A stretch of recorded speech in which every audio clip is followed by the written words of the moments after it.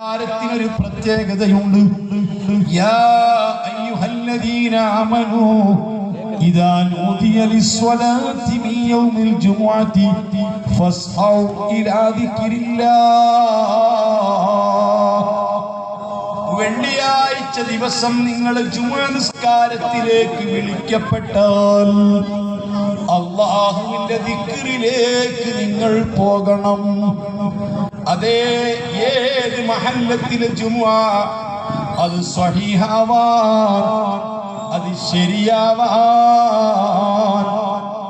40 ആളുകൾ, ആ മഹല്ലത്തിലെ സ്ഥിരതാമസക്കാരായ 40 ആളുകൾ, ജുമുഅന്റെ ഷർത്തും ഫർളും അറിയുന്ന 40 ആളുകൾ, അക്ഷരം തെറ്റാതെ ഫാത്തിഹ സൂറത്തും അത്തഹിയ്യാത്തുമൊക്കെ ഓതാൻ അറിയുന്ന 40 ആളുകൾ, ഖുതുബയുടെ ഷർത്തും ഫർളുമൊക്കെ അറിയുന്ന 40 ആളുകൾ, ആ